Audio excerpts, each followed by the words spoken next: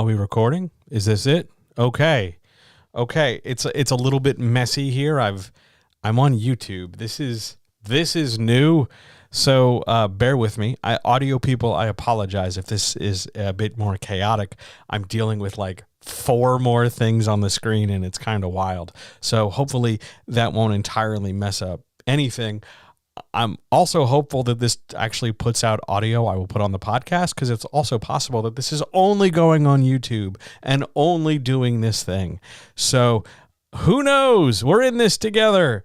Oh, goodness gracious. All right. I also have to watch my language apparently, because it's a thing. And I got a pop-up window when it's a whole process. At some point, I will probably, when we go back to Twitch, just lay this all out without the radio-esque awareness that I currently have now. But for now, let's get started, shall we? Oh boy. All right. Just remember what I've taught you.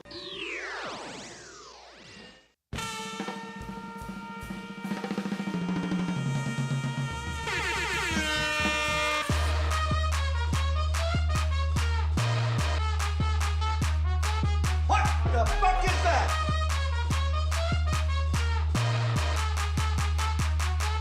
Hey, yo.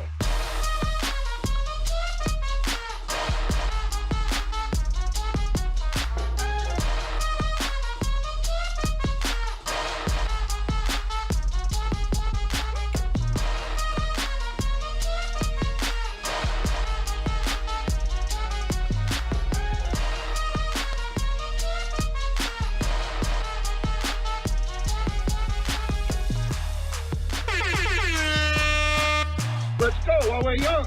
Yeah. That'll be that. Oh, goodness gracious. Somehow, some way, this is working. So, hi. Thanks for being here. This is fantastic. This is, I get to say this now for the first time ever. Hello, YouTube Live. Hi, you're no longer seeing this just in the future after the fact.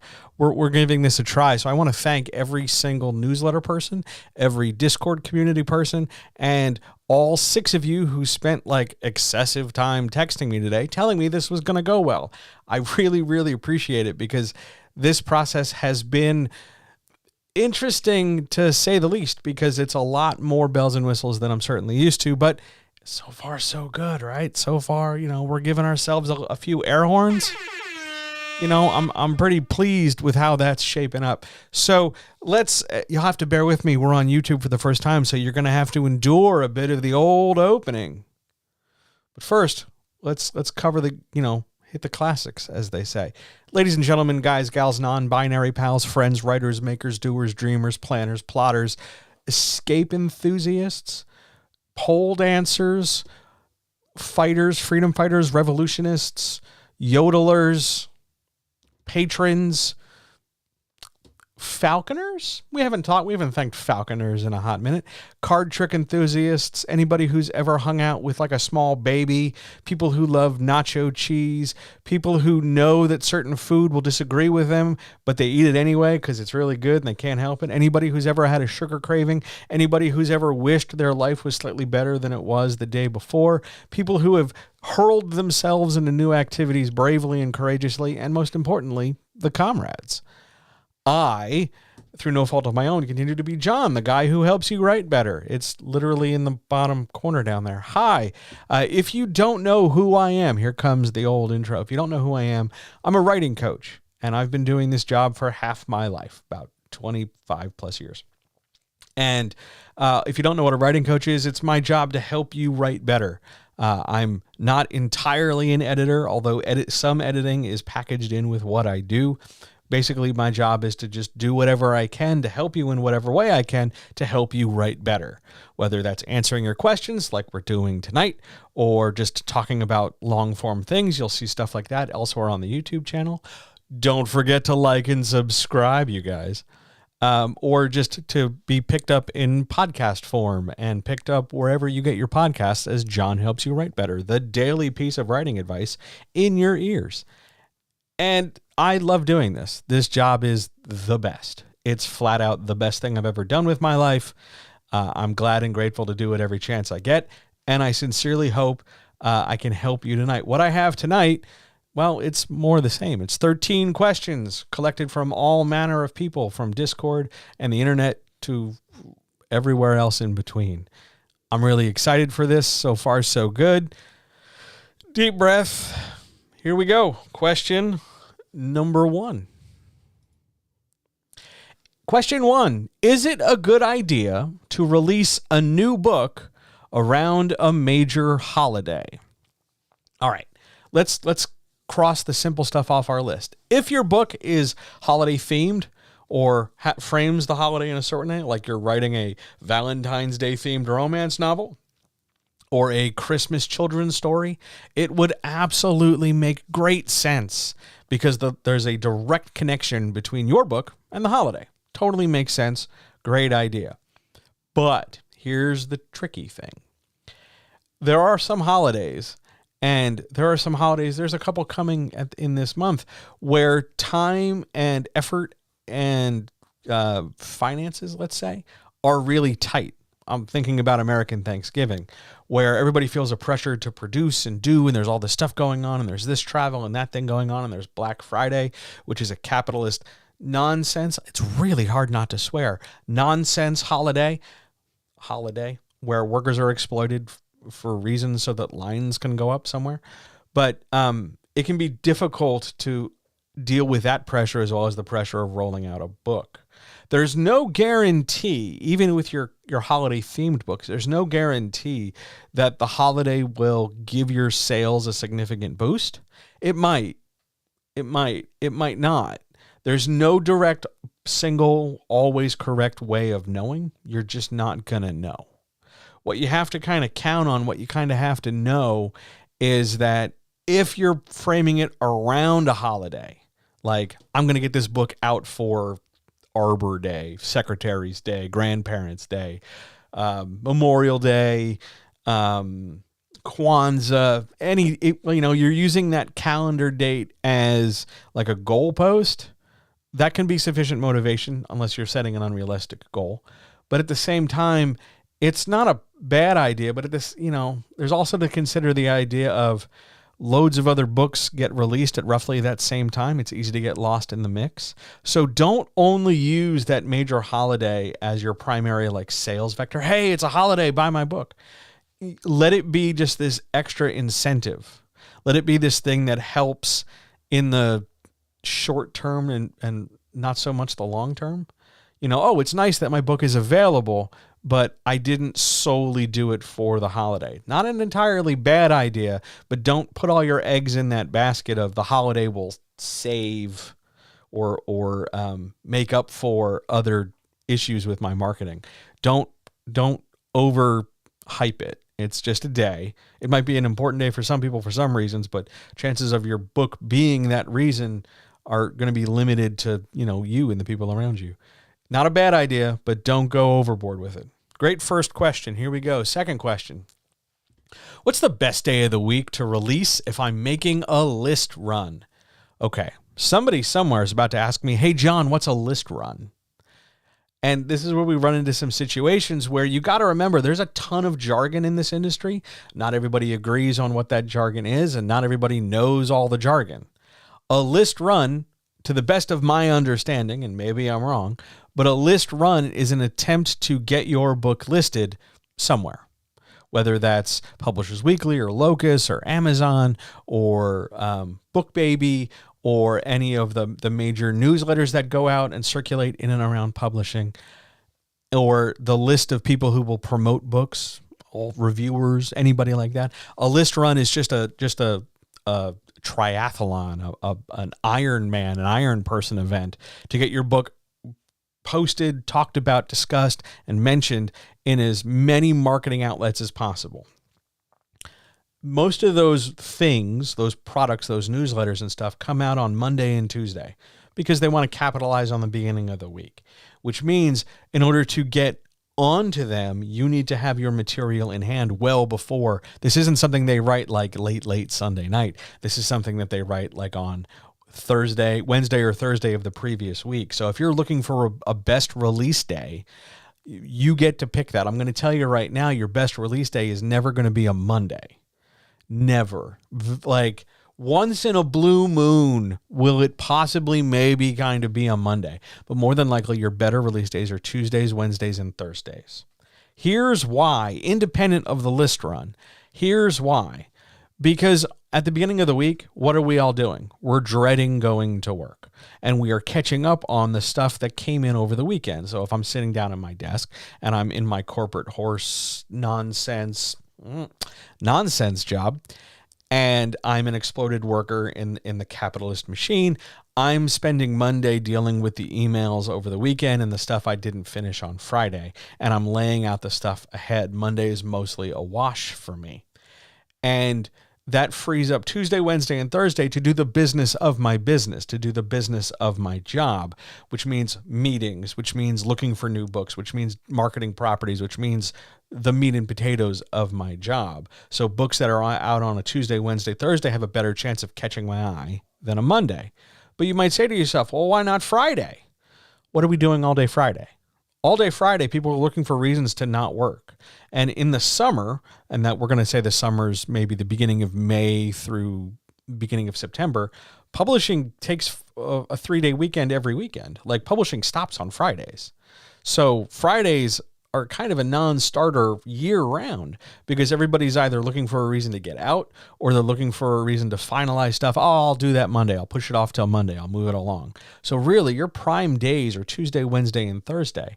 Now, depending on what lists you're interacting with, and there's a lot of them, so I can't give you specifics, but depending on what lists you're looking for, they're going to come out on Tuesday, Monday, or Tuesday, maybe Wednesday to kind of be like the hump day list. Like, hey, no one else is coming out on a Wednesday, which is possible. So aim for Tuesday, Wednesday, Thursday, and given a strong marketing position, meaning you're going to come out the gate swinging, you're going to come out with a strong pitch, you've got good sales copy written, you've got a link to send people to, you've got all those ducks in a row and everything, then you should have a pretty straightforward experience. And maybe because it's more than just marketing that gets you on a list, it's a lot of networking, it's a lot of opportunity, it's a lot of just sort of being in the right place at the right time. And honestly, if you're, again, like we talked about for the holidays, if you're pinning a lot of your hopes on, oh my God, I got to get on a list, I hate to tell you this, it's a nice thing, but it's not a mission critical thing. Your job is to produce books and make them available for sale. If you've done that, hey, good job, you've done that. The list is just there to aid you, but don't put all the eggs in that basket either, because that list might have been full or planned out for weeks, months, or even years in advance. You roll your dice, you take your shot, absolutely. But at the same time, it's not the big thing everybody makes it out to be. It's one of those things that sounds impressive. I've been listed, but it doesn't really necessarily turn into anything. It's sort of like saying, oh, I've won a major award. Okay. And then the shine comes off, and 2 months later, okay, you won a thing and it's on the wall. Be really careful with how you position that.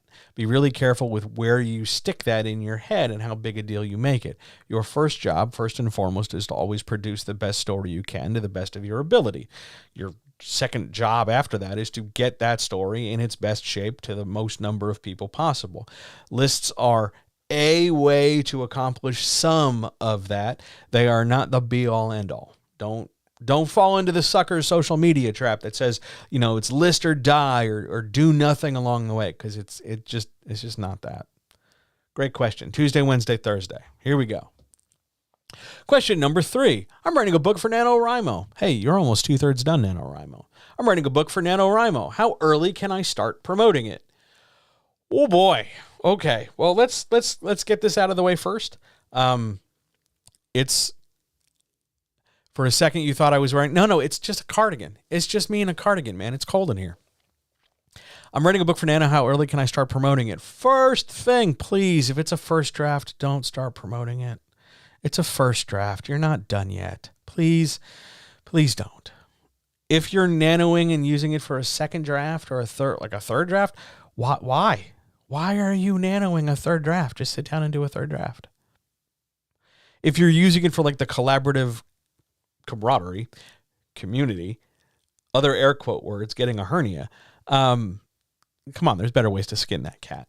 But you can, arguably start promoting the book, assuming the book is not a first draft and assuming you've actually done more than 50,000 words, because the vast majority of books are going to be over 50,000 words. But assuming you know that, assuming you've got that all on track, you could start promoting it, as I would say, as early as now, depending on how you promote it and where you're promoting it to. If you're just telling people, hey, I'm almost done Nano, that counts.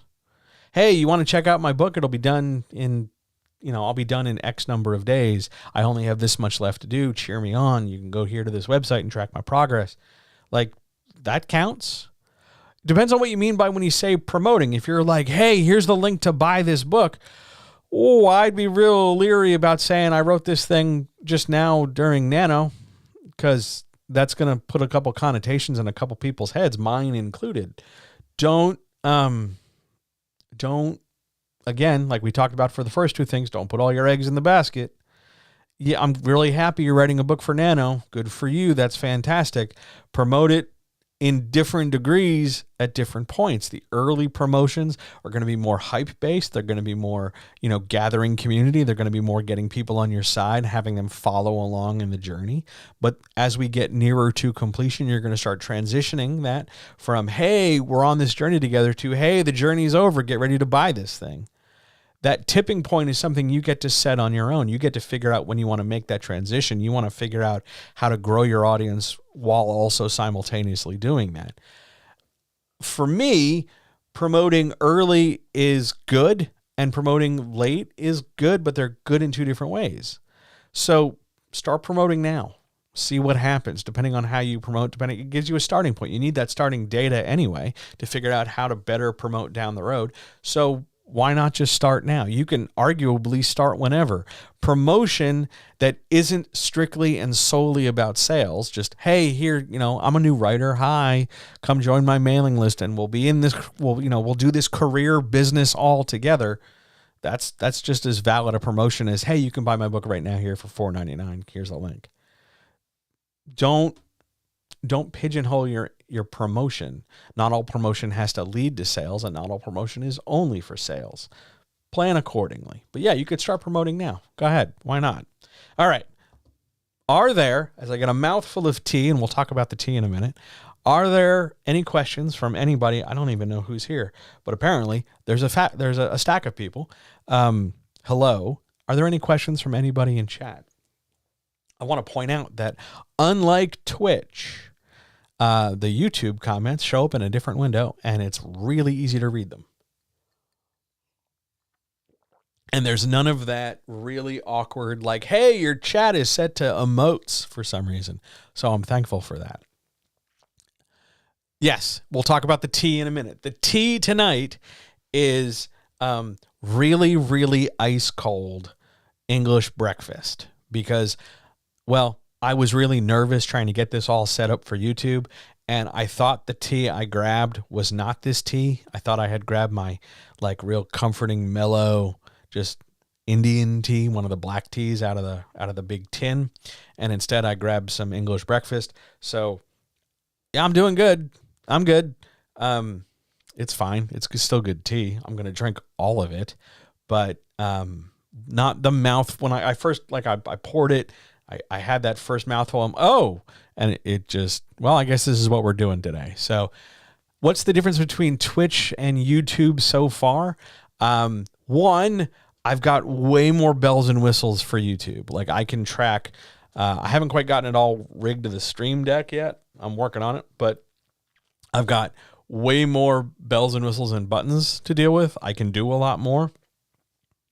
It seems to be more stable. I have lost, though, the little, there was one extra little note I would pop up when it was, when somebody was coming in and coming out. I only now have just an indicator of total number of people and the number of people who have given me a like. So it's nice. It's interesting because when I set the video up, I get to actually leave the title now. I don't have to write it after the fact. So we'll see if that makes it easier on the back end later. That's one of the things we're testing. Overall, YouTube is getting better than Twitch. It's a little less janky. I don't have to worry so much about like the setup or the runtime or any kind of lag. There seems to be less lag overall. I'm liking it. So good stuff. Shall we march on? Other things, more people. Hello, it's nice to see you all. Hi, chat. Don't forget to like and subscribe. It's free. So, all right, on we go. Okay, on we go. Question number 4. Should I put my audiobooks on YouTube? I'm shrugging. Let's do the pros and cons. Let's walk all the way through this problem. Here's the first pro. It puts your book out. It counts as publishing. Would I ever consider streaming simultaneously? Yes, if I could afford it. There are several websites and services you can use, but they cost more money than I have. So I would consider streaming simultaneously to multiple things if I could afford it. In a worst case scenario, you can pull the video from YouTube. Yeah, I can rip the audio out. That's easy. But for now, so far so good. Back to question 4 before I lose my train of thought. Yes, putting your books on audiobooks on YouTube counts as publishing. However, depending on where you're putting them, like if your channel isn't monetized, you are arguably not monetizing the video because your count's too low or your watch hours are too low. So you're not going to necessarily earn money from it. So in that way, you're kind of closing the door to some sales, but you are sort of opening, at least for broadcast, people will be aware of them. Should you put the whole book on YouTube as a result? Should you only put a few things as a result? That's your choice. You get to have that option. There is no one best answer here. For me, I think it's to your advantage to put one or some of your audiobooks on YouTube and then use the video description to link to the rest, whether that's the rest of the whole book or that's the rest of the series or whatever else. But I think there's definitely an advantage to putting an audiobook on YouTube because I don't know if you know this, there is a whole economy, a whole community built around audio on YouTube. Now, YouTube is a visual search engine first and foremost, but there are, you can go track down, 4, 5, 6, 8, 10, 12-hour videos that are mostly soundscapes. They're mostly sounds of rain or sounds of pages or coffee places or things like that, where in the background is fairly static. But it's all about you can just put this thing on and go to sleep to it or leave it on in the background because it's just brown noise or pink noise or something like that. And it's an incredible community. I have used it for years to just pop on some different colored noise to make, kind of nuke some anxiety. It's phenomenal. There's also just some great audiobooks from, way back that are out of print that I couldn't get otherwise that people have stuck on YouTube that have been nice to catch up on. Do I think it's a viable strategy for everybody? No. Do I think it's something you should do if it's your first audiobook? No. Not if your audience is small. If you got a big enough audience, yeah, go for it. But if your audience is, let's say, under 100 people, no, I would not put it up on YouTube. I'd put a couple chapters as a teaser up.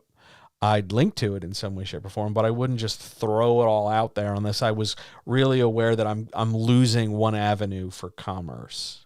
If you don't care, if you're just, hey, I made a thing, let's put it up, then put it up. Go for it. Go ahead. But by and large, if your goal is to use that as a lure to draw people in or down a sales funnel, don't put all of it out there. But it's not a bad thing. People will respond to it. You just have to, again, like anything else, it's all about the marketing at that point. Once you put it up, nobody's going to know unless you say something. Great question. I'm going to go to the next. Oh, man, another audio question. What are the pros and cons of starting a podcast as an author, and how can I stand out? First of all, let's be clear. You do not have to start a podcast as an author. Some authors do, and that's great, but it's not like a requirement. It's not the same requirement as, hey, you have to have some form of social media or some point of communication, like an email address, so that somebody somewhere can send you fan mail or something. Podcast is one of those very much like whipped cream and extra cherry on your sundae kind of things. It's a lot of work. So let's walk through those pros and cons, and we're going to start with the cons. mainly because I'm a negative, insecure guy, but also because you should know the cons before you really get into this. Now, you're going to get a lot of feedback that says, oh, you could start a podcast with anything. You can grab your phone and do it. Nah, my phone's over there charging.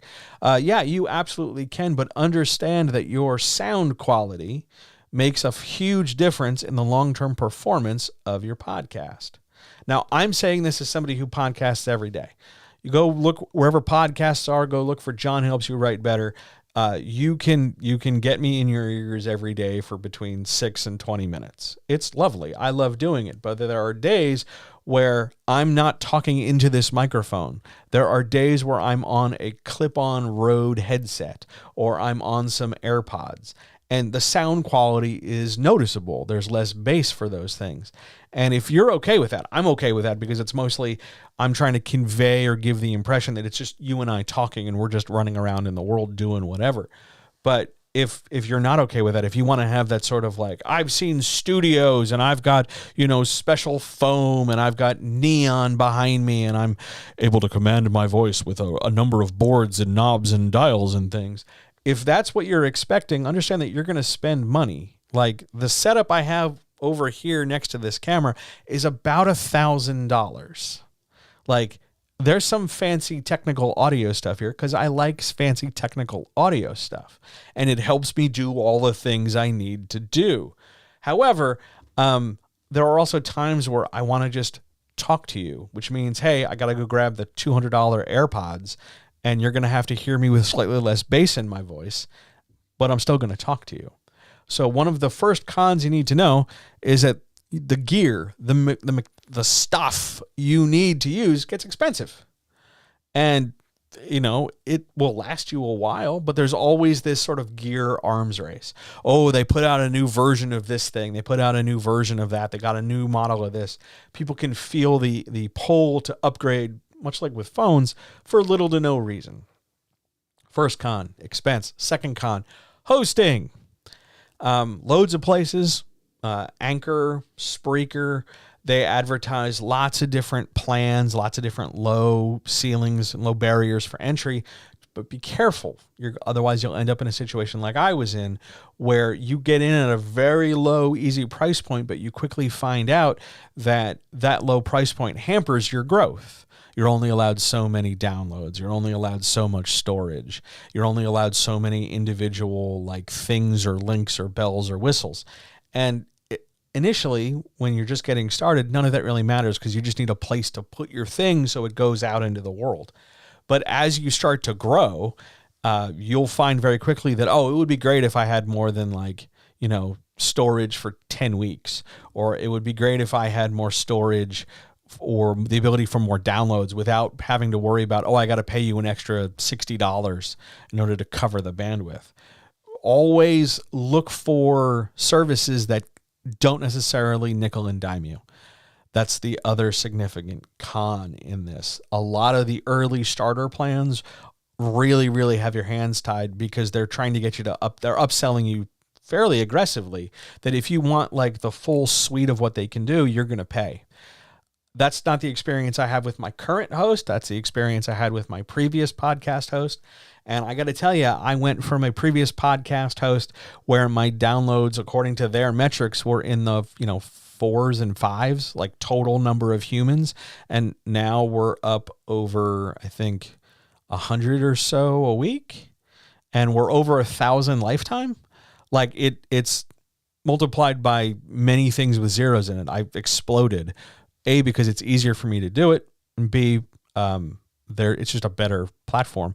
Captivate.fm is the way to go. At least I think. There's my shameless plug for the guys who are super awesome to me. However, you're going to pay for it. There's always a financial incentive here because capitalism. The other con, especially if you're just one person and you're just talking, the other con is, what are you going to talk about? You're going to do this thing. You're going to produce sound. You're going to have some point to make. What's your point? And how long are you going to use this? I'm a writing coach. I can talk about the mechanics of writing and being a writer and having a career and solving story problems and how to do this and how to navigate that. I can talk about that for years because it's my day job. It's all I do. I spend the vast majority of my time doing it. So it's no trouble at all to either talk about it or write about it or just be all up in it. But you're an author. And whatever point in your writing journey you're at, what are you going to talk about? How many times can you talk about how great it'll be one day when you're published? How many times can you talk about how frustrated you were for chapter 1? How many times can you laugh about the things you like about books? The ability to produce consistent content, even if it's just weekly, matters. Because the more varied but consistent your content can be, the longer you'll stick with it. And the better overall you do. Because if you just do 2 episodes and then stop, you didn't really podcast. You just recorded a few things. You're 2 steps away from making a voice memo. Like you're not entirely there. Consistency and diversity of topic will go a long way. But let's shift into the pros. Let's really talk about the positives of doing this. I talk into this microphone or I talk into that microphone every day. And sometimes it's extemporaneous. Most of the time for me it is. But every once in a while, like I have some notes. There's notepads all around here. I just grab one, hit a few bullet points, and fill in the gaps. The nice thing about that is that if I'm able to do that in 6 minutes, it's helped me be more concise overall. I can tell you these chats used to run. You go back and go on the channel and go look at some early ones. There were a lot of dead silences, and I stretched and took the long, twisty way around an answer. And now I'm far more concise, not perfect, but better than I was. And I'm certainly able to, make a point and get to it faster. The other pro for this is it'll help you bust out of that shell. You'll get used to talking to nobody. You'll get used to putting your stuff out there and not really being sure that there's somebody on the other end, which is a very common authorial experience. You put your book out there, you write your sales copy, you lob it out onto, let's say, Amazon or something, and you just sort of wait and see what happens. That's a thing. And just talking out into the void can absolutely get you over that fear of rejection or fear of silence, because you're going to run into it. I do this every day, and even when I'm all fired up about a thing, I'm still not entirely sure that all the people who, subscribe, and I know how many of those I have, I'm not sure they're all going to hear them. The hard thing to do, the toughest thing, is overall marketing it. Because once this takes off, let's just play the hypothetical out, right? If this takes off, all of a sudden now you're a podcaster who also is an author, but you got into podcasting because you were an author. Be very careful, whether it's podcasting or streaming or vlogging or Etsy shopping or any of the side hustle stuff, Notion templates, anything like that. Be really careful that you're not spreading yourself so thin that you're getting away from the reason why you started in the first place. It's one thing if you're only strictly talking about your writing process. Here are 10 episodes about me, 5 episodes about me, talking just about the problem I'm having. And you get in and you get out and you're done, and you can package that up in one single marketing tool to hand out or distribute once or twice, or it's part of a sales funnel when they sign up for your newsletter or something. But by and large, it's a little box. It's contained, and once it's done, it's done. But if this is a free form thing where it's, every Friday you're going to go talk, how long is that going to go? And after a while, what if you like this more than the book you're writing? What if this becomes something where you're spending more time? What if this is taking you away? Because there's one more con I didn't really mention, and that's editing. That's, you can't, yes, in theory, you could, on a flawless day, take the audio straight from your phone, straight from your recorder, and dump it out to your podcast host. You absolutely could, with all the ums and uhs and hiccups and dead silences and strange notes and parts where you stopped and restarted again and just sort of let it be this raw, messy thing. I've done it before. I will do it again. It's not the end of the world. You can make it part of your sort of collective, oh, that's just how John is. That's just part of the identity and hanging out with me. I'm going to say and so and and like a couple times. If, however, this is something where you're really trying to like put together a very polished, I make this stuff look good kind of vibe, you're going to want to look at editing, whether that's hiring it out or getting a program like Descript or something like that, even Audacity, to really learn how to manipulate the waveform and process it and produce the highest quality bit rate, the highest quality audio sound, so that it can go out and be compressed again when it hits your podcasts. That's expensive, whether that's an expense in money, X number of dollars per month, or an expense in time. It takes, 5, 10, 30, 45 minutes, an hour to edit certain audio. This is made more complicated by every time you add an extra speaker, an extra person, essentially you're going to double or triple the amount of work you have to do because you've got to coordinate with other people and you've got to keep everything all nice, neat, clean, and pretty there. Is it a bad idea though? No. It's great for marketing overall, but it's going to end up marketing you more than the book specifically, unless you keep yourself very, very tethered to the book individually. Like I don't have a box. This is my book, and I only podcast about the book. The problem with doing that is that's a very finite audience, and eventually you're going to either start repeating yourself or your audience is going to dwindle because they're going to hope that you have the potential to branch out even a little bit, and when you don't, they'll go. How can you stand out? That's trickier, and that's where we have to start really looking at the different things you can do in the podcast, and you run the risk again of taking a step away from the writing. Because if you're going to transition into audio fiction or radio drama or critique or just, you and a friend just gabbing about how publishing is, or if it's just a weird interview show where it's just the two of you bring up different problems you have in writing generally, the more you do that, that gives you something to market. That's the point. That's why we're doing this thing. But at the same time, it's going to take you steps away from and distance you from the book, which is the thing you were supposed to be centering as part of your creativity in the first place. Standing out, though, it comes down to how you do what you do, how you talk about it. Not just like, oh, the sound quality is excellent, but how you come across. Are you relatable? Are you nervous? Is this boring? Is this engaging? Is somebody who's not you and not in your circle going to get something from this? 2, the message, the overall vibe and atmosphere. Hey, you're going to listen to this. This is what you can expect. Do you have a reason? Do you have a pitch? Do you have a focus? 3, all the other branding stuff applies. Logo, color palette, advertising, where you're going to market it, how you're going to market it. The problem is podcasts are an audio medium, and a lot of books that people write are not strictly audio. You can get an audio book component, but you don't necessarily start out and stay just in the audio lane.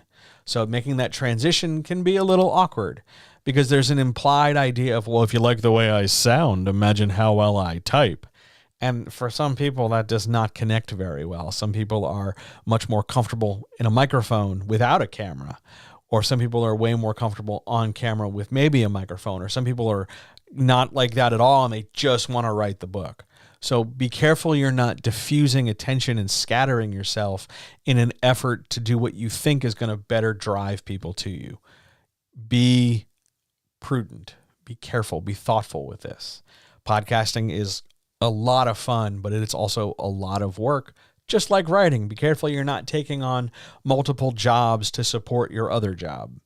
But I believe you. And if you want to talk about this more, I am always happy to come talk about this. Go jump over to johnhelpsyourwritebetter.com and, book an appointment, and I will happily sit there and walk you through every single part of what you're thinking.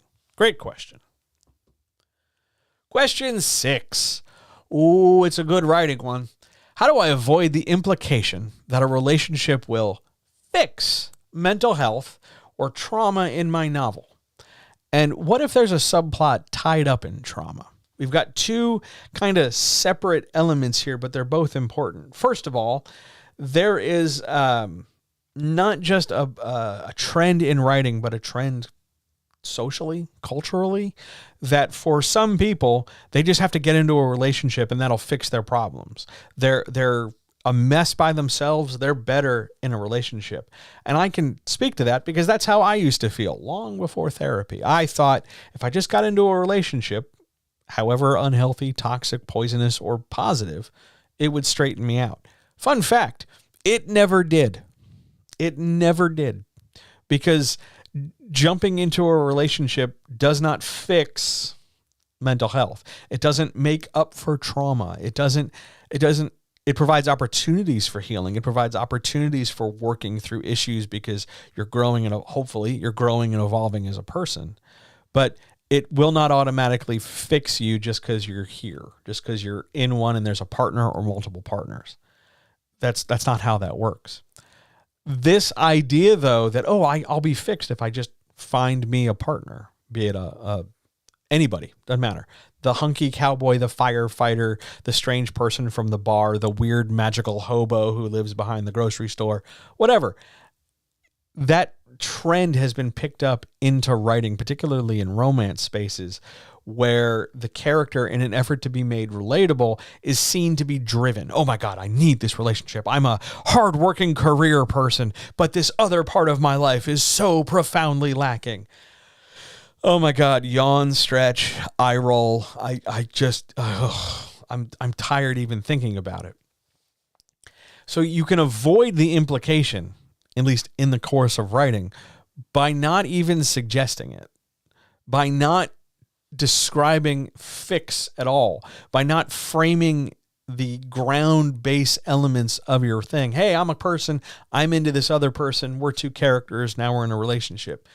Without bringing fix or broken or anything in and around that sphere up, you're avoiding some of that implication. The other part of that implication, or the other part, or the other way to fix it, is that implication suggests a certain kind and a certain direction of action once you're in that relationship. So again, I'm going to speak from personal experience here.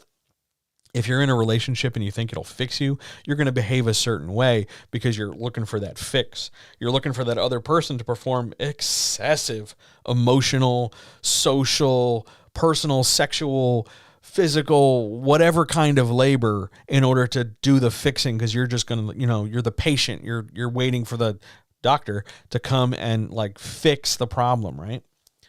If you don't frame that, you won't be laying the groundwork for it. The thing that fixes it, the thing that makes a difference, is communication. One of the major problems in romance writing is that there is a real lack of direct communication. There's a lot of implication. Oh, I think that person's attractive. Oh, I can't wait to make out with them. Oh my God, I'm making out with them. And now I'm in my inner monologue. And now we're taking our clothes off. And here come the euphemisms. There's a lot of talking around the thing, but not necessarily a lot of direct, hey, here's how I'm feeling. This is what's going on with me. This is what this experience is bringing up for me. Let's talk about it. And in part, that's because that kind of direct communication does not always make for a good story, because it's really hard to have sort of romantic escapism with things when you're looking at your partner and saying something like, okay, you said this thing earlier at dinner. I want you to know that it brought up something for me and I'm not really ready to deal with it right now. But please know that while I'm not trying to actively dismiss your feelings, my feelings are upset and I need to sit down and really work through them. That's really hard in the context of a story where in about 5 pages, somebody's taken off their pants. But healthful, positive, constructive communication in the groundwork of a romance relationship is humanly possible, and therefore it is creatively possible. Communicate, or have your characters communicate and express something tangible and understandable in a way that other characters and the reader can relate to, and you'll fix a lot of this problem. The hard part is this second part of this question. What if there's a subplot tied up in trauma? Oh boy. There are an awful lot of subplots tied in trauma in and out of romance novels.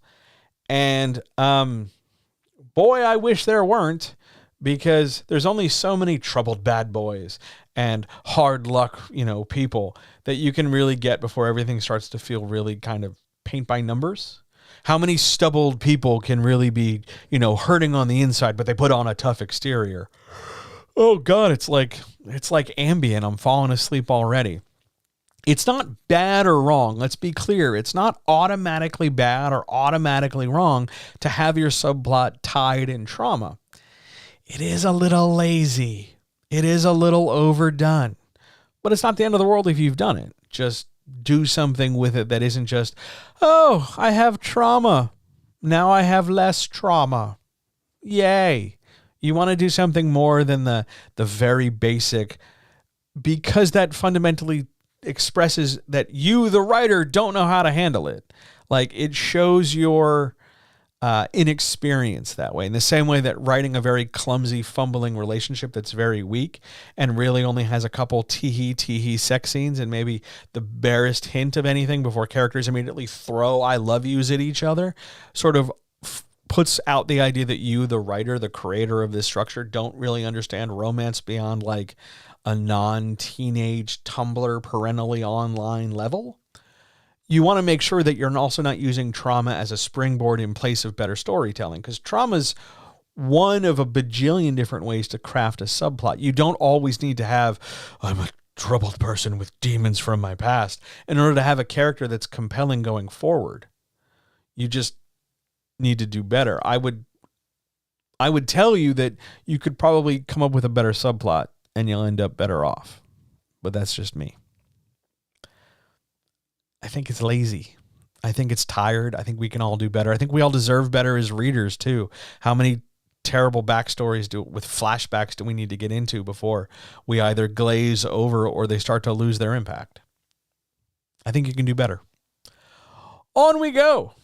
Are there any other questions from anybody in chat? I'm going to get another mouthful of tea and we'll see what's going on. I want to make sure I caught up on all the You're going to talk about authoring in your podcast. You're running the same problem as marketing. Yes. There is an element of marketing to a closed loop when it comes to hashtags, particularly on Twitter, where, you've got your hashtag writer lift. Why? Why are we lifting writers if in about 2 tweets from now, you're going to start treating them like competition? And writers writing books probably aren't your most primary audience if your book isn't a book about writing. But people love to go all in on writer lift, give me friends, because make numbers go up so I feel good. And it's the same thing with podcasting. There's a reason why there are podcasters, myself included, who will occasionally say things like, listen to my podcast, you cowards. Because while it's nice to see the numbers go up, I'm not doing this to make the numbers go up. I'm doing this to accomplish my goal of making sure that everybody feels more educated and better empowered to go do the stuff they want to do. But after a while, you start running into the same problems, whether we're marketing this or we're marketing that, whether we're marketing a podcast or we're marketing a book. There are only so many different ways people are willing to try to do it, and they're unwilling to be the one who goes first, so it fizzles out. What are some of the things I can do to market with little to no budget? Awesome question. Okay. Just because you have no budget, just because there's no capital, there's no money, does not mean you can't market. It just means that you're going to have to be more creative when it comes to what you can do. So here are some things that are free. You can put out emails. You can individually email people, or you can just mass email people. Email can be free. It's not as organized or metric driven as, say, something like ConvertKit or MailChimp, which will pay for. But by and large, you can email mass people. Facebook groups and Discord communities are free. You can use them to corral and build a community. They take time. A lot of what you're going to spend, if you're not spending financial capital, is, what's the word I want to use? Chronal capital, energetic capital, time and energy. So things like a Patreon. Patreon's free to produce. They take a cut once you start charging. They take a cut from the people the earnings you make. But Patreon's another great way to market. Mostly, though, you're going to rely on a lot of word of mouth, and you're going to end up expending a lot with the hopes of getting some, not necessarily the same amount, but some back. So you're going to do a lot of tweets. You're going to do a lot of blog posts. You're going to do a lot of Facebook posts. You're going to be putting yourself out there more and more, because without a budget where you can better direct and funnel things like, hey, I can spend X number of dollars a month on a newsletter. Hey, I can spend X number of dollars a month or per year on a website. Hey, I can spend money to produce a podcast or something. Without something to focus you're going to end up having to kind of scattershot in lots of little different ways. And a lot of that's going to come down to you producing content, whether that's blog posts, Medium, Substack, just a regular blog on a free blog spot or a WordPress or something, where you're producing material always with a call to action, always with a hook to see if someone can convert. It's hard. I do a lot of marketing with little to no budget, and there are times where it's very frustrating. But it comes down to picking an avenue, picking a delivery vehicle for your pitches, for your content, be it audio. I'm doing a lot of audio, a lot of streaming, a lot of blogging. Pick an avenue and go for it to the best of your ability for free. So rather than trying to do 15 things once, one, funnel a little. Why can't you blog every week?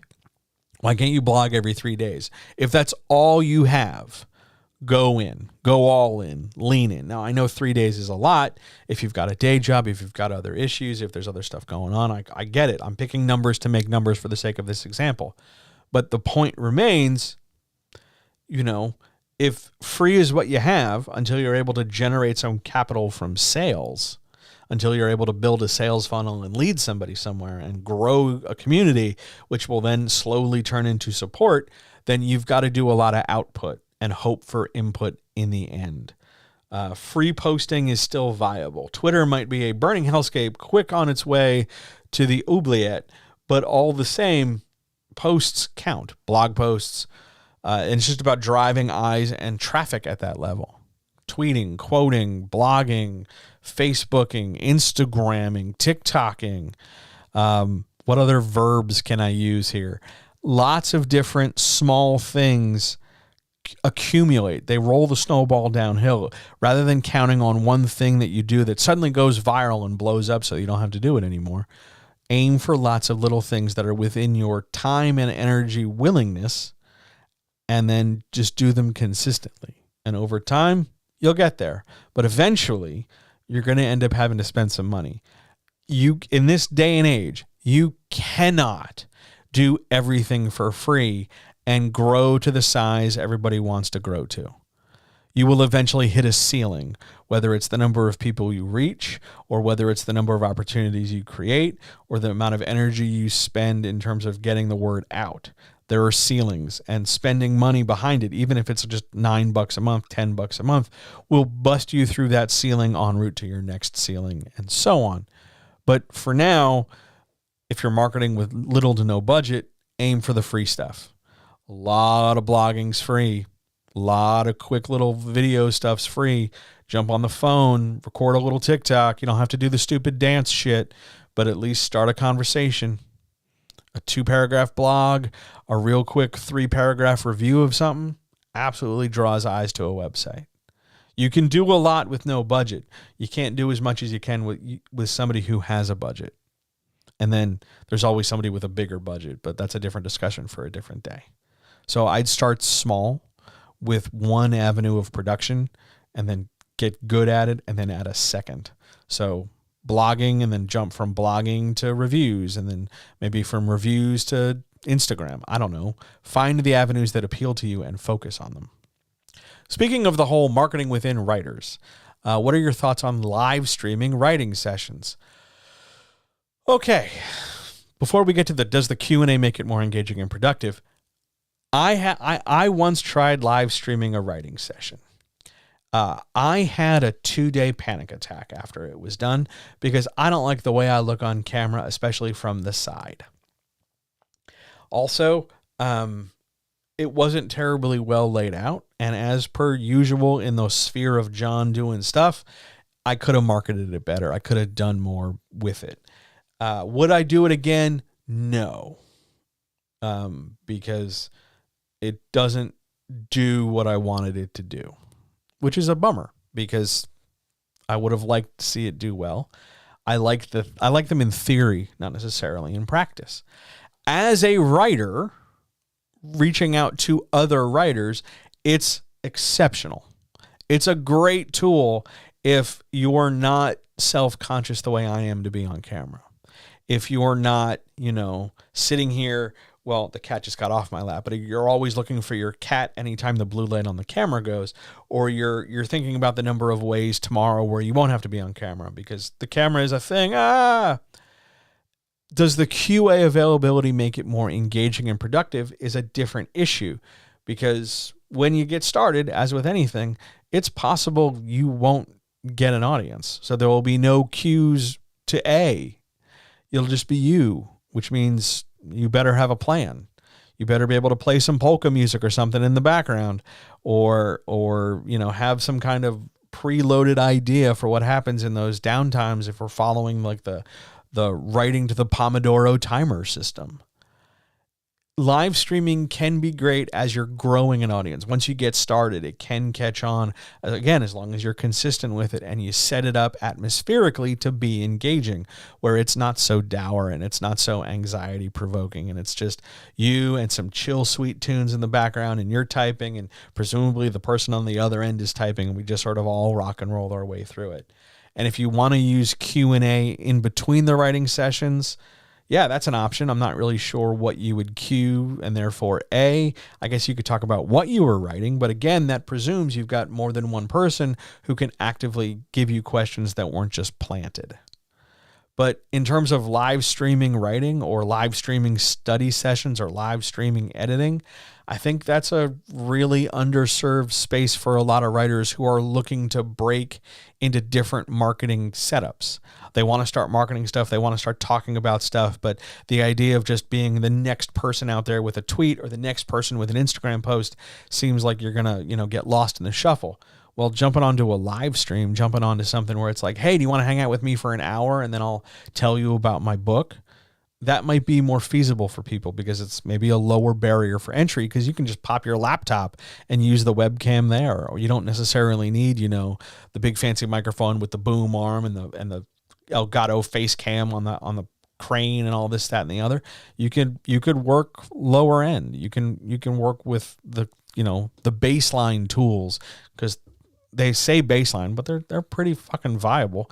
I cursed. Sorry, YouTube. They're pretty viable overall. It can be engaging. I've watched some YouTube stuff with study sessions and editing sessions that have felt very like, oh wow, I'm really dialed into this because the music was really chill and the video wasn't obtrusive and it didn't distract me. But I've also been in ones, I've seen them that are absolutely tedious, where I want to be like pulling out my eyelashes, because it's just, that would be, going to the dentist would be more preferable. Eating mayonnaise would be more preferable to some of these duller than dull streams. But I think it is absolutely, an option. YouTube only cares about the first few minutes. For a stream, no. YouTube cares about two things, even now, right here as we talk about it. One, the length of time one person watches. And two, the number of total people watching at any given time. Beyond that, whether it's the first few minutes, it used to be the first few minutes. The metric always was hook them in the first two minutes, let them sit there for 2 minutes, then they'll dip out. People still do that because they have the attention span of like voles, but by and large, it's more about long-term viewership and consistency and time spent viewing. It's a fixable thing. I've spent writing sprints on stream, and it just made me hugely self-conscious about productivity and word count. Yeah, I know. When I tried my writing stream, I got nothing done. I, in fact, lost time, and then after the writing stream and the panic attack was done, I had to go back and do the work. About the cursing? No, I assume that, well, I'm not monetized because my audience is too small, but still, like, there's a little pop-up that comes up like, hey, it's YouTube, mind your cursing.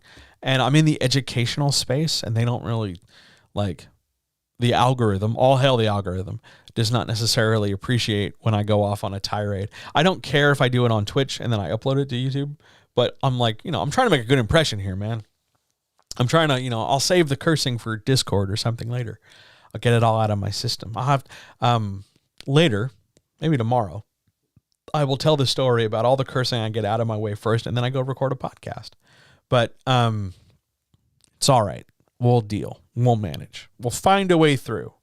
We're doing great. I mean, this is delightful. We're an hour in. There's been very few hiccups, and viewership apparently has been consistent. So, yay! One more mouthful of tea, and then we're hitting the next question. Anybody else?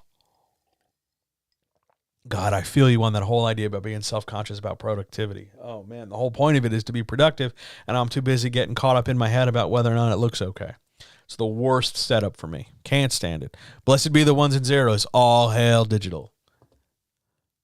Question 7. How can I get my readers to better sympathize with my young adult protagonist in the first chapter? I love this question. I love this question a lot. Here you go. Remember, and I talked about this somewhere today, that relatable, likable, and sympathetic are not synonyms. They're 3 things, and they mean 3 different things. Relatable is this character, the YA protagonist, and I, the reader, share common ground that allows me to feel like I can connect with this character. Likable is the idea of, based on how I, the reader, see this character going and engaging with their world, there are traits in there that I agree with and enjoy. I like connecting with this character. I like to continue to read. Sympathize is based on my understanding of the experiences and actions of the character. I am feeling positive feelings, and that allows me to continue to read. I feel for this person in this position. Maybe it's because I relate to them. They're 2 separate things, but they're related. Or because I like them and I can sympathize. In the relatable, likable, sympathetic triangle, as a writer, you want to aim for 2 out of the 3. You can get all 3. Good for you if you can. But just coming out of the gate, aim for 2 out of the 3 and you'll be just fine. To get better sympathy, to better sympathize with your YA protagonist, to build sympathy between character and reader, whether it's protagonist or not, you want to make sure that the situation that the protagonist is in might not be the exact situation a reader will find themselves in, but they'll be able to draw parallels to their life. So if you've got your protagonist in a situation where they're getting fired from their job, I'm making up an example. If they're fired from their job, then what feelings come up in that situation? What pressures exist? What stressors exist? How can I relate that to a reader? You don't want to give them like flashbacks or trauma about their stuff, but you do want to like connect the dots between the unreality of your story and the reality of somebody's life. That will give you a common ground. And then based on how the character acts within that common ground, you will generate sympathy. So if you have this bad situation the character is in, oh my God, the character is losing their job, and you're describing it in a way where somebody who has been fired before can go, yep, I know exactly what that feels like. It feels exactly like the way you're describing it. It really sucks. All of a sudden, I'm connecting with the character because much like me, they're going through the same situation. So build a context and then have a reaction to that context that mirrors what you think or matches what you think a reader might go through, and you'll build that sympathy. You're not only, one note I want to make, you're not limited to the first chapter. It's not like you have to desperately get all 10 sympathy points or something. Like you've got to tick all the boxes and get it done in the first chapter. Otherwise, the rest of the book's, hosed and you'll never do it. You have the entire book to build sympathy. And it's a snowball rolling downhill. So a little bit here and a little bit there, plus a little bit there and a little bit there and a little bit there, over and over and over again. You'll get your cumulative sympathy in time.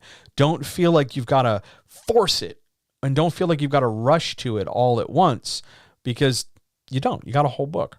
And it's not like first chapter sympathy matters more than second chapter sympathy.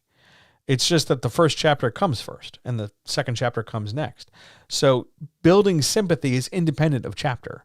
But if you're going to do it at all, build a context, create an emotional space in that context that feels relatable. Relatability leads to sympathy, and you'll get where you want to go. That's the easiest way to do it. There are more complicated ways, but we don't have to make this necessarily more complicated in order for you to be successful. What an amazing technical question. Love it. On we go to the next. It's another YA protagonist question. Oh, yeah, let's do it. How do I show my YA protagonist as skilled without that skill coming off as overpowered or superpowered? And we all know the distinction between overpower and superpower, right? Superpower is the thing the character does best, better than anybody else in the given situation, and there's no fault and no flaw and no way of making them do less than perfect. That's a superpower. That's what superpowers do. That's why Superman is super, because he can only be super. He's not called occasionally Superman. He's just Superman.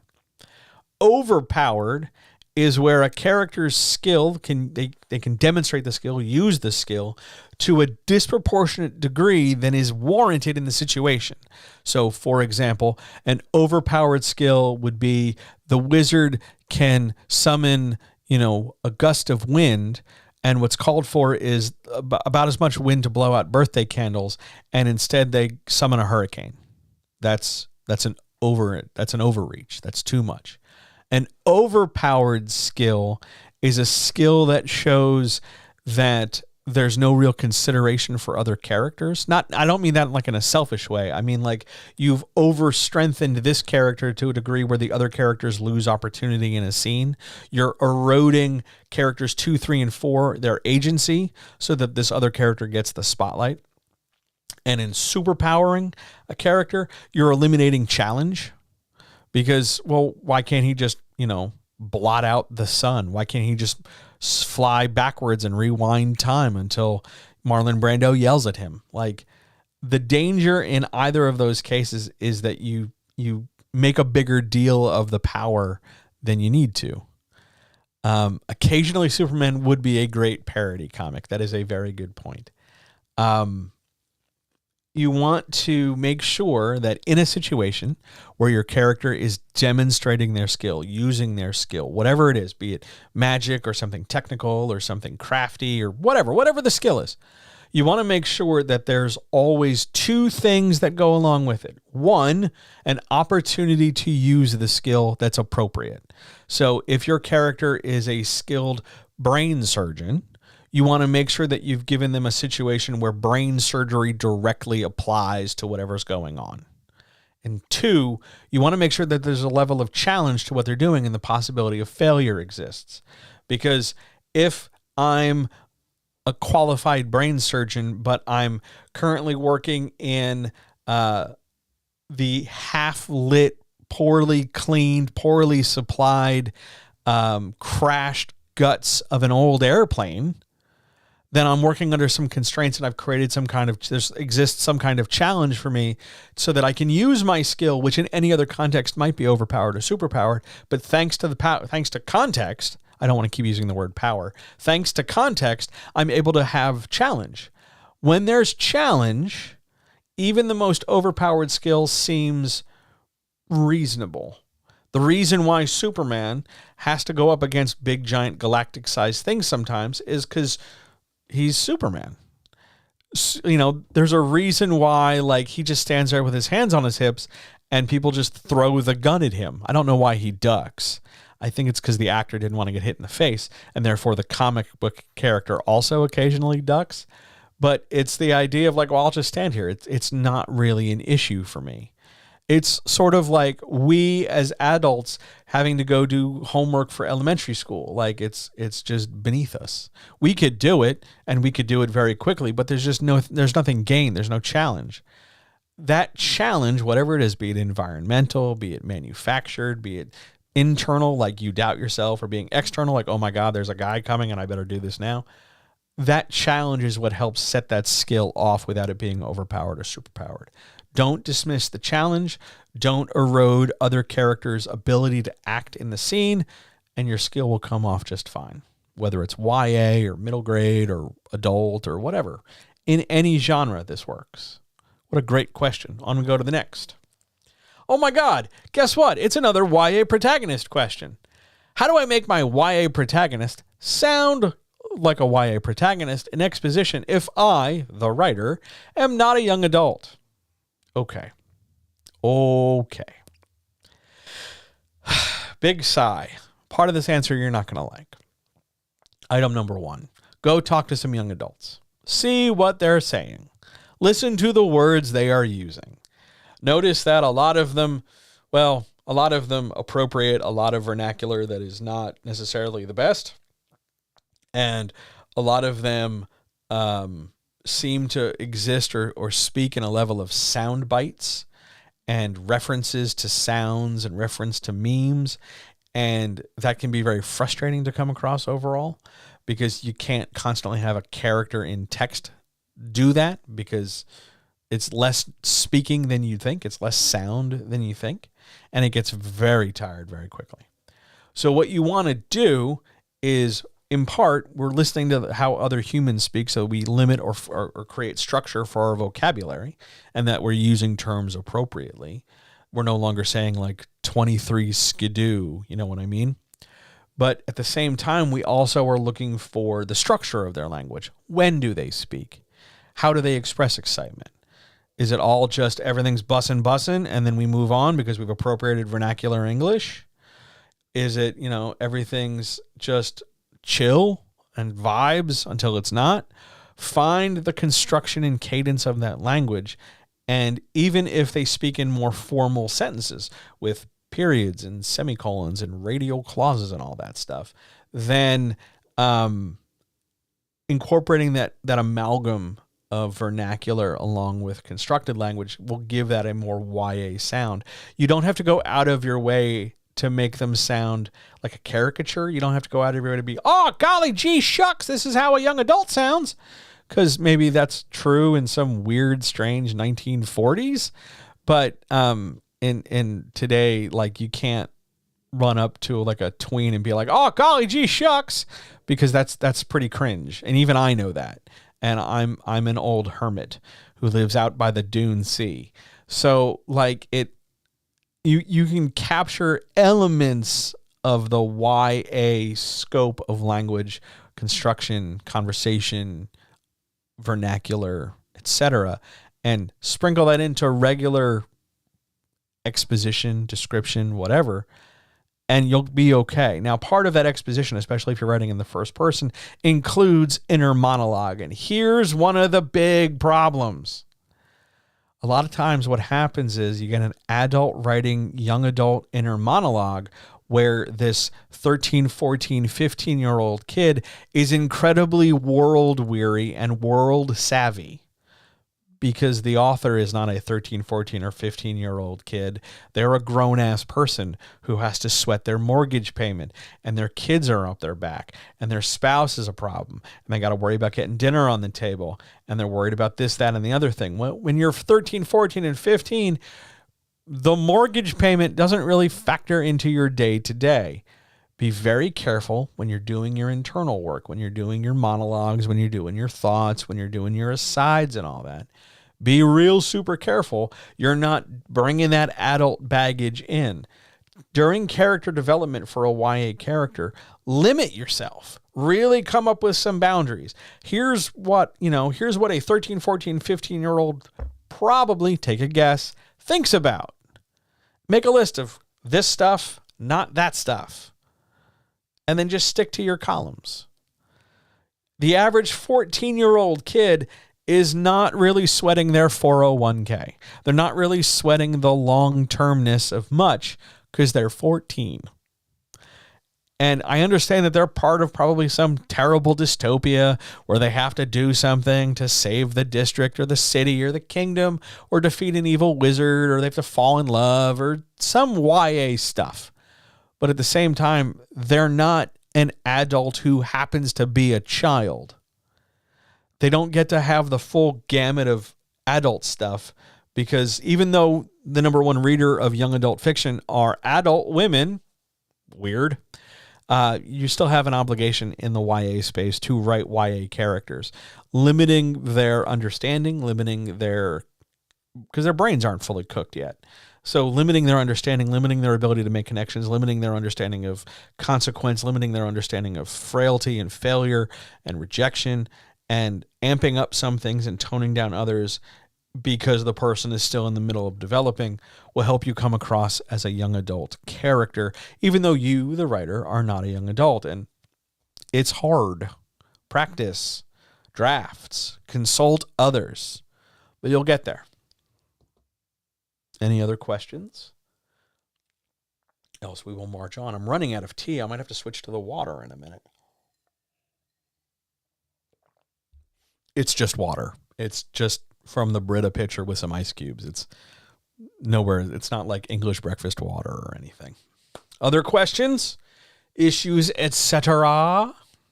Else we will march on. We're getting this. There's some good questions coming. Some very good questions. I'm very grateful and thankful to everybody who suggested them. I hope my answers have been good-ish. Shall we move on? Let's go.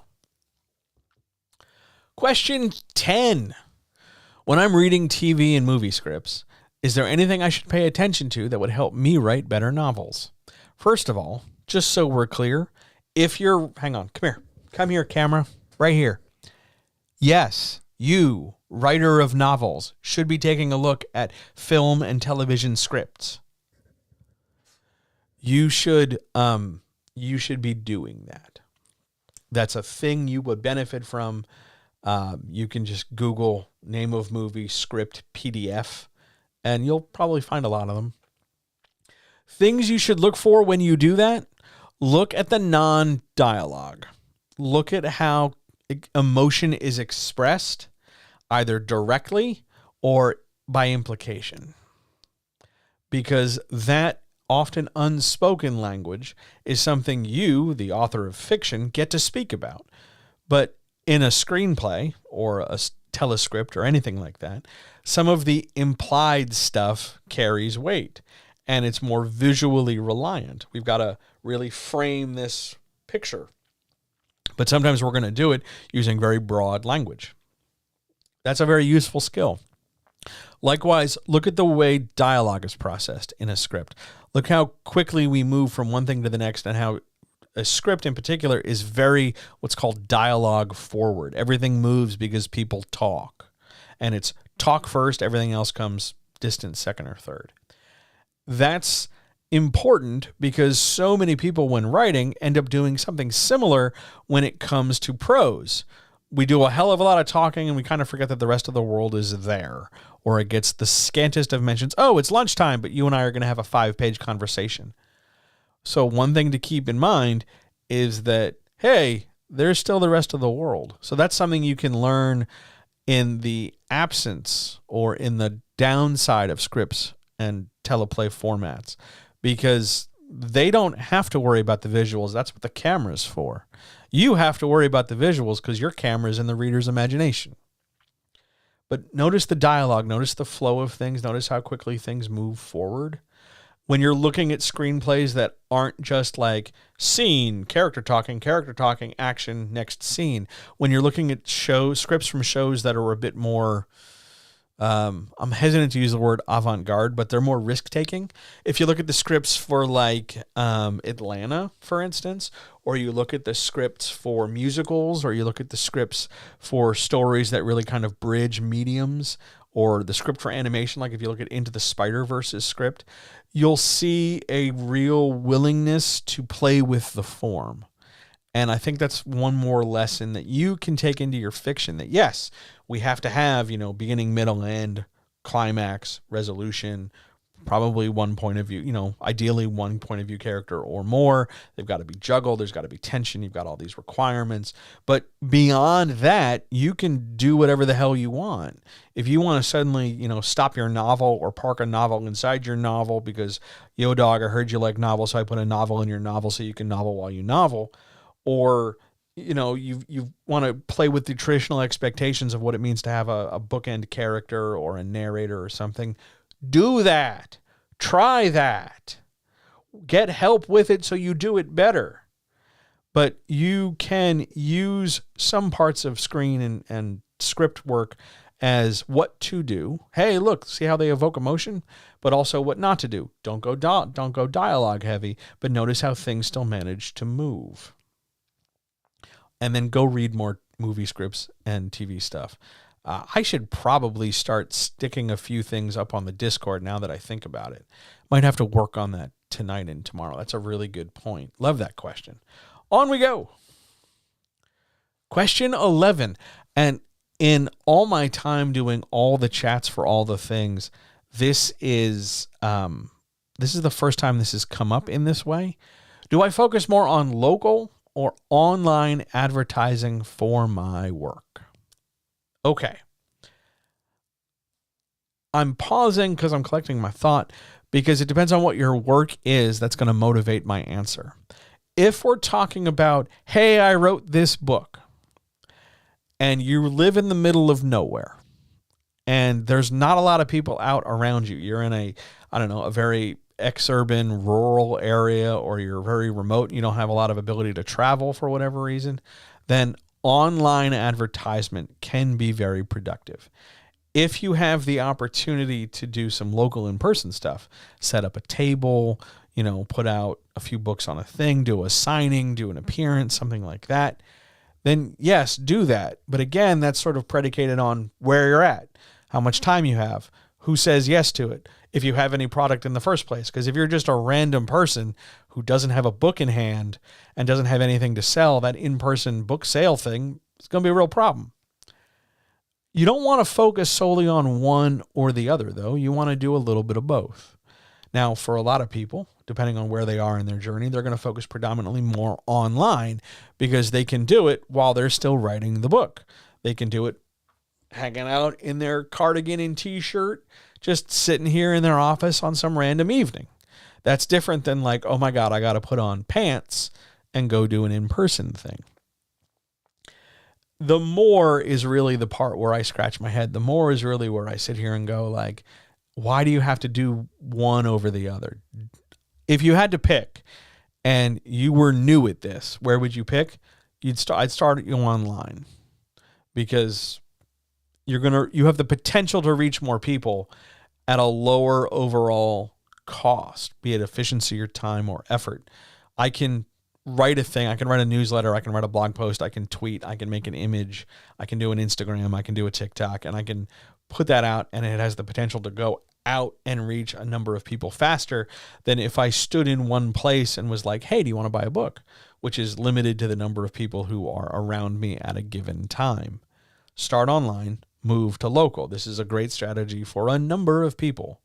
But if you're at a point where you have both working effectively, then you're in a very fortunate spot and you can do, either or both.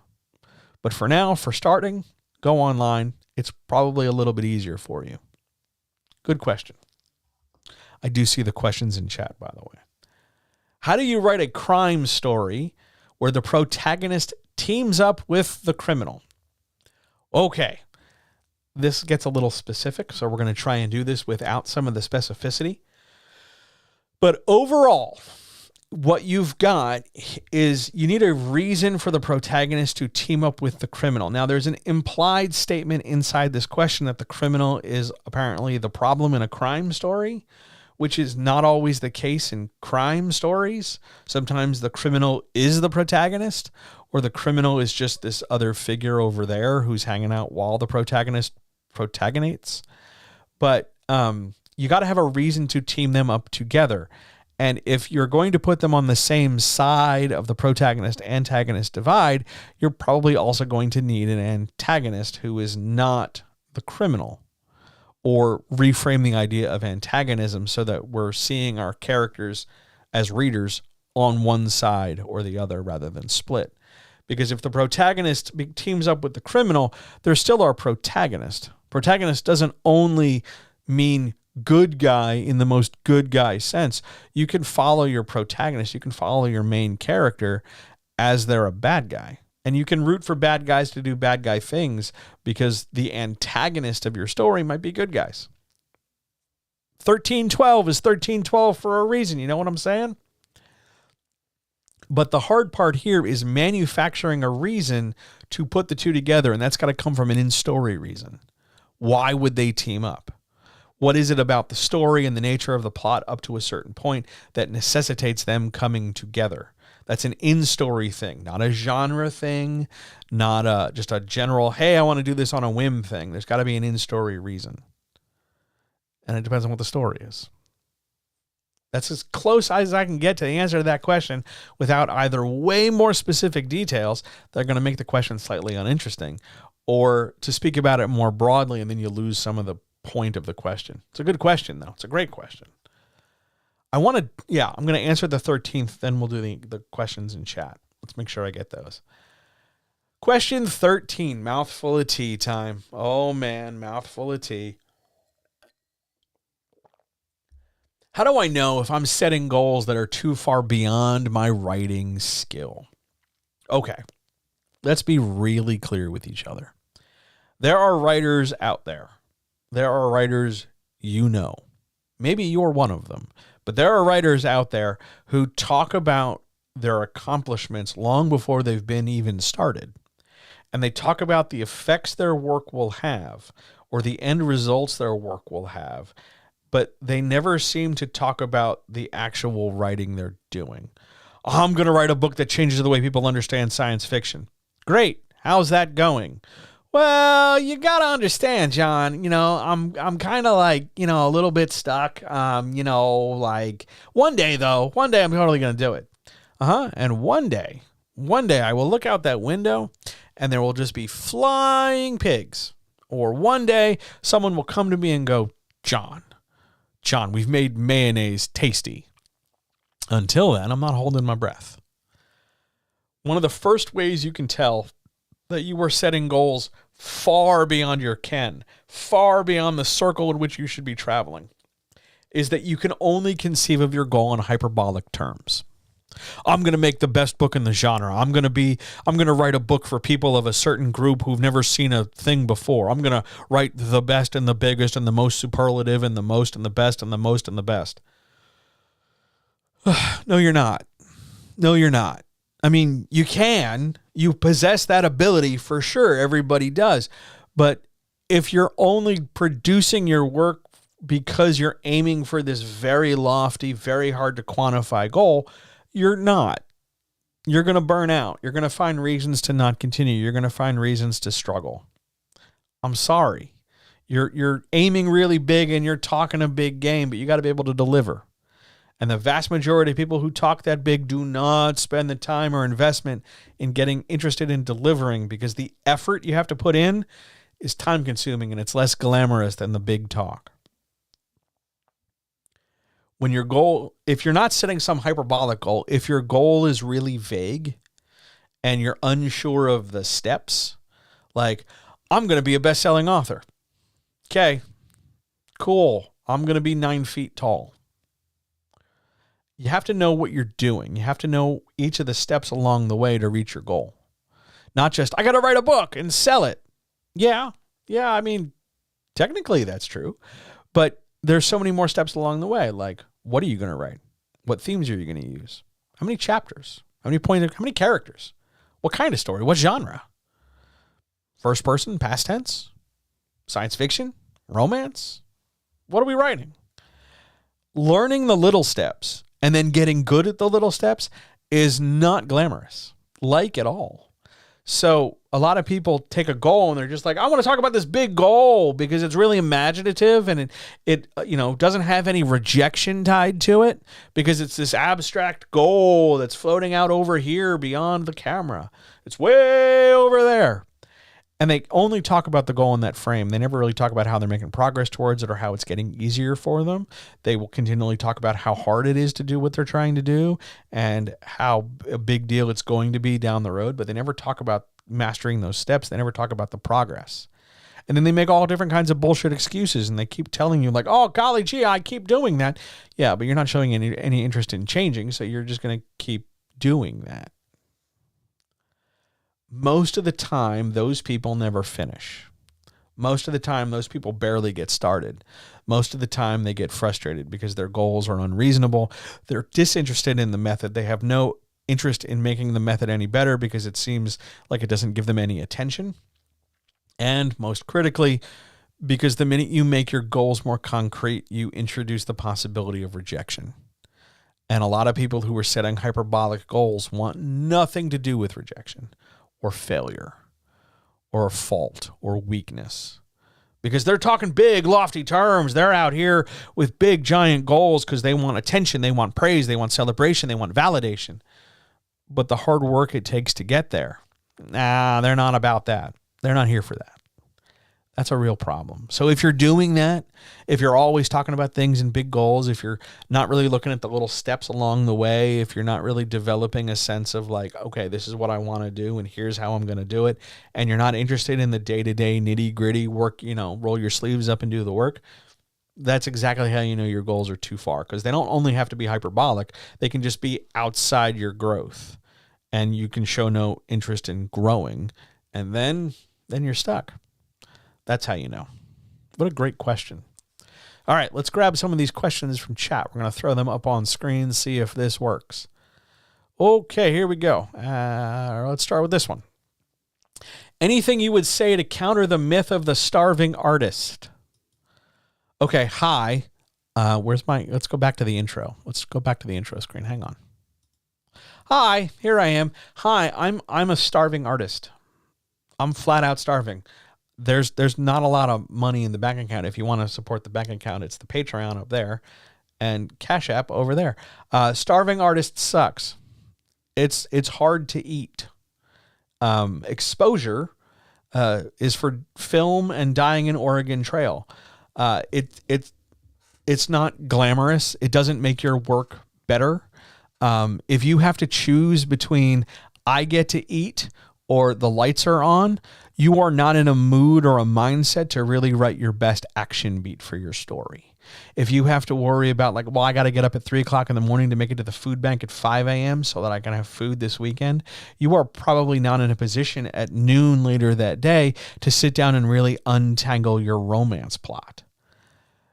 Being poor, starving, is expensive in a number of different ways, and it's all consuming, and it provokes anxiety, and it's not glamorous, and it's really, really hard.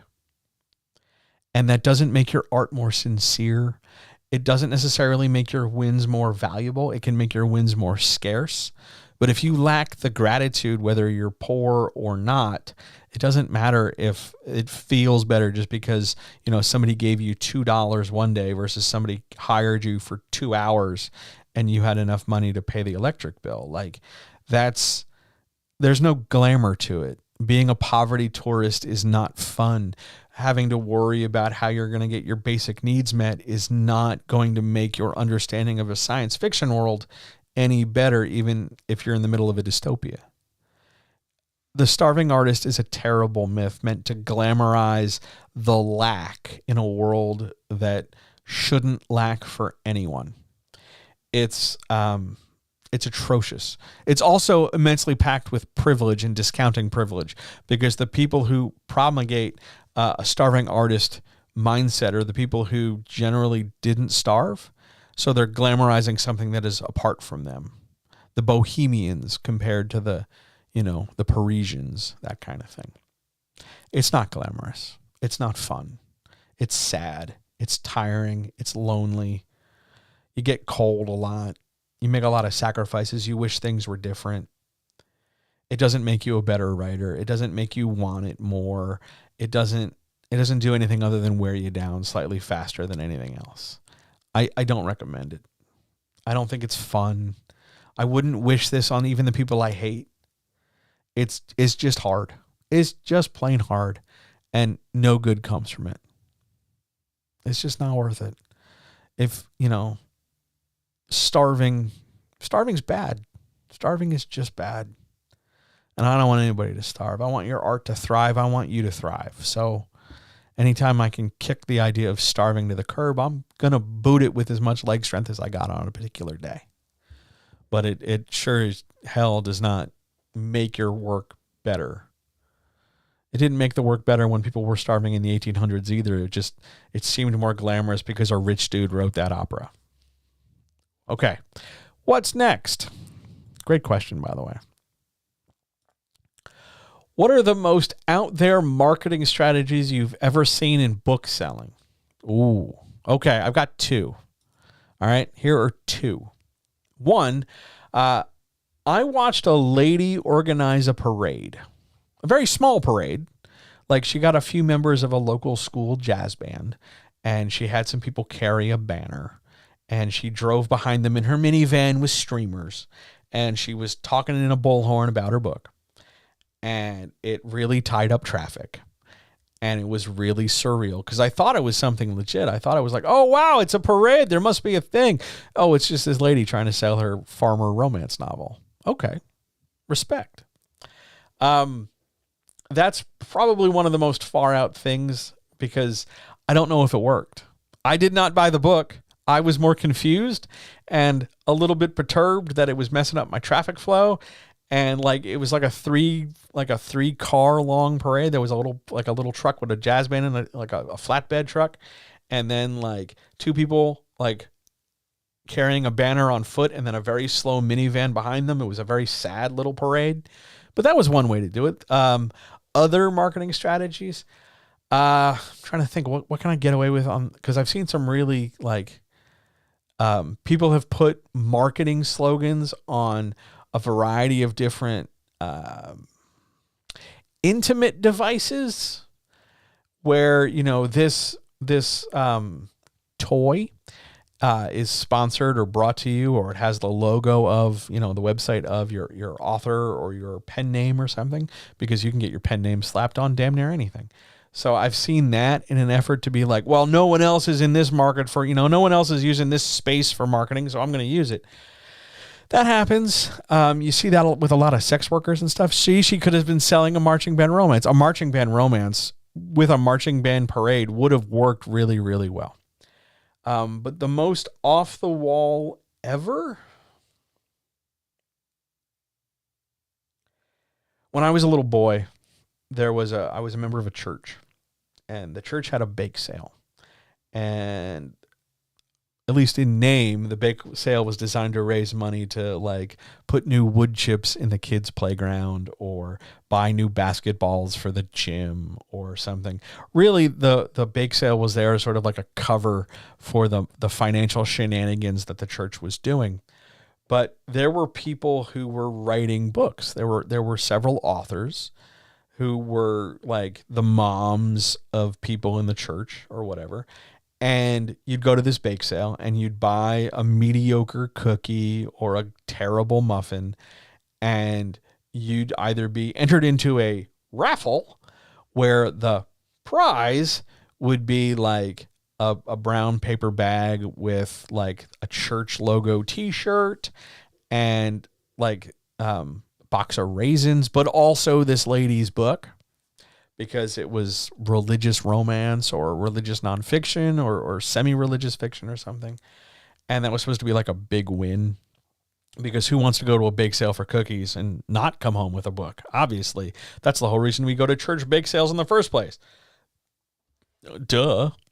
So the most off-the-wall things I've seen consistently, whether it's a small parade or a bad bake sale, has to do with trying to find places your audience, your potential readership audience is, where they're not expecting a book. Like the Spanish Inquisition, no one expects an author. So just show up in that place. Like I've seen people leave books in like on different shelves in different stores.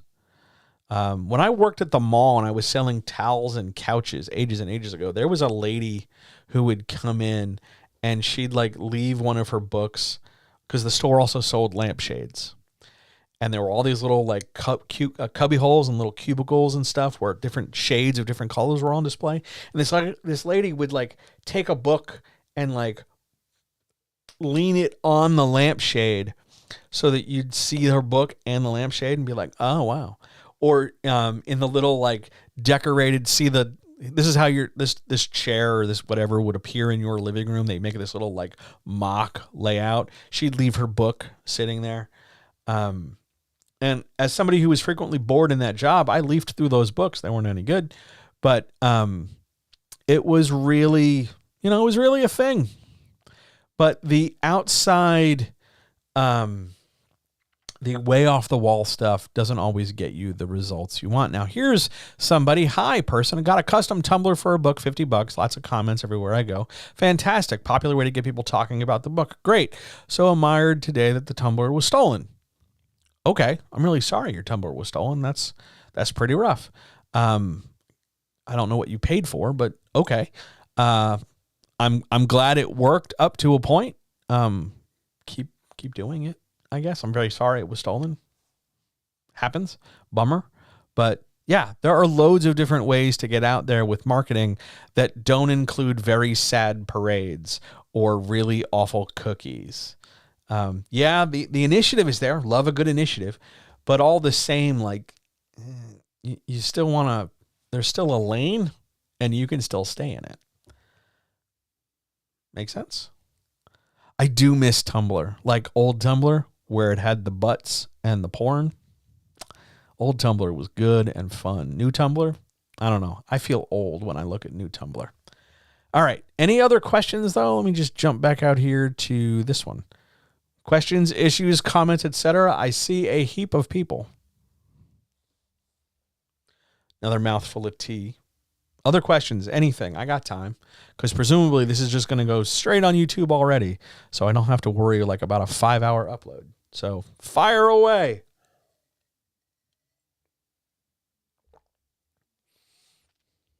Anything? Yes, no. We good? Shall we go to the outro? You think they brought the porn back? Oh, snap. See, that's the kind of thing that'll make me go back and look. When's my next, where's my calendar? You think they brought where's my next, not busy work day? Friday. Sweet. There's a 4-hour window I have. Sweet. I will investigate Tumblr for research reasons. But that's Friday. That's a different day of the week. That's a different day. Okay. Any other questions here? Any other topics now? They've allowed nudity. Oh, she meant actual tumblers? Like a glass? See, now I just feel dumb. Like a tumbler. Okay. Man, I feel, I'm sorry. A glass. That's great that you got a glass. Mugs are always good. Hoodies are always good. You can set up something like a Spring store or what used to be Teespring is now Spring or Redbubble or something like that. It's an absolutely great way to do it. I have hoodies. I should advertise the hoodies. I'll have to try to put them in more links. I have hoodies that fight imposter syndrome, and they're real soft and real comfy. So, yeah. What's a good way? Hang on, let's throw this on the screen. What's a good way to juice up the middle of a story? Do you mean hey, my second act is really sagging. What do I do? You thought it was the website first too. Yeah, okay. I still feel really bad, lady, because I don't know you. And I'm talking Tumblr and butts and stuff. And you're like, no, you mean a drink. And now I just feel really stupid. What's a good way to juice up the middle of a story? Well, chances are, depending on the story, you're probably due for an action beat. Or you've been belaboring one point and it's time to move forward. So I'd go back to your outline and I would take a look at an action beat or anything in your economy, whether it's a clue economy, an action economy, a romance economy, something, anything that can move the story somewhat forward without catalyzing too much too fast. Don't immediately jump into a big fight with the bad guy. Don't immediately give away the clue that tells you who the murderer is. But certainly you're probably due for an action beat. You're probably due for somebody to do something and move the story along. The reason why most stories, regardless of genre, drag in the second act is because the space between the action beats, when I say action beats, I don't only mean car chases and explosions and stuff. I mean just events physically happening in the story. When that's the case, you just do for the character to initiate something and for there to be consequences to that initiated action. I'm going to go, I'm a detective. I'm down on my luck. I can't solve the case. I go to a bar. I have a few drinks. I have one too many drinks. I pick a fight with another bar patron. I wake up the next day with a black eye and a fat lip. That's an action beat that moves the story forward a little bit, adds some complications moving forward, and picks up some of the sag. Take a look at your outline and take a look at what you can do to re-engage momentum in the story. Maybe you've got to take out a clue. Maybe you've got to add a clue. Maybe you've got to add an action beat. It's probably going to be an action beat. But there's always something you can do so that you're not quite stretching thin everything, waiting for the next big set piece. Because you're in charge of that. You can control it. If it sags too much, you probably might also have too many things happening. Whether it's, do we really need 10 links in this chain? Can we get by with 6? And can we collapse and condense? Part of that's revision based, but overall juicing up the middle of the story. Juicing up the middle of that story generally comes from either too many things stretched between two tent poles, meaning your action beats are too far apart. There's not enough to really move the story. Or you've just got too much stuff and it slows down under its own weight. In either event, trim down. Great question. It was a customized thermal tumbler. Okay, yes, totally go get another tumbler. I'm a big mug guy. There are mugs all over the house. I used to drink my tea out of a mug. Now I do it out of a pint glass because I'm fancy. But yeah, expect tumblers to be stolen. Expect sweatshirts to wander. Pens, swag, anything like that. It's going to plan on it wandering. And then when it doesn't, you'll get to be extra grateful. Are there other questions, issues, etc.? Yes? No?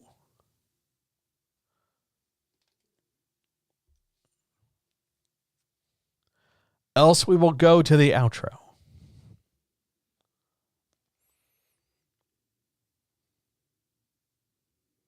All right, we're going to the outro.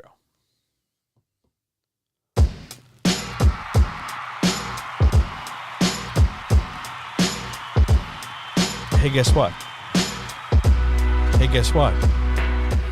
We did it. We got all the way through this thing. It didn't crash. It didn't fall apart. I didn't fall apart. This went really well. I kind of like this better than Twitch. Is that okay? Can I say that? Is that going to get me in trouble somewhere? I miss some of the bells and whistles, but I like the new bells and whistles. Any advice on writing comedy of errors? Yeah, totally. Comedy of errors is predicated. Hang on a minute. Stop the outro. Comedy of errors is. Hang on. Where's my? I don't have a button for this. Comedy of errors is predicated on what's called simple manufacture of fault, which is a really technical way of saying a comedy of errors is not one big error. It's loads of itty bitty errors, one after the other, all connected to each other because of one thing. Another thing happens, and another thing happens, and another thing happens. The hard part is not everything is an error, because if everything's an error, then nothing's an error. You don't want to go all in. It's about spacing them out and being deliberate in what the errors are. And there's always a through line, no matter what the different errors are. There's always one single thing that makes it comedic. So they're all errors having to do with misunderstanding something or malapropism or physical comedy or something. There's always a similarity to all the errors. That's what helps stitch them together. I need more details, but that's for a different time and a different place. So back to the outro. I know, I got to redo the song. I liked YouTube better than Twitch. We're just going to go out on record and say that. This was a lot of fun. This was fantastic. I saw a lot of new people, and new people excite me. I love new people. If new people, you'd like more, there are more chats available on this very channel. If you want to support and see more things, and if you want to suggest some questions just in the long term, the best thing you can do is jump to Patreon, patreon.com/John Helps You Write Better. $2 a month, $2 a month. will get you access to not only everything I produce, but a whole load of weekly podcasty things and productions and other writing tools and material. Of course, you can always go to johnhelpsyouwritebetter.com, book an appointment, and I'll be more than happy to help you individually for as long as you'd like to talk. It's always my pleasure to do this. I love these things. This makes me super happy. The next time I'm here, let's do the next one on YouTube too. This was great. So the next time I'm here in your ears, oh gosh. Well, let's see. Apparently, that's like a holiday weekend. So let's tentatively plan for the 23rd, but I will look and see when Thanksgiving is, because I don't want to do a thing where no one shows up on Thanksgiving.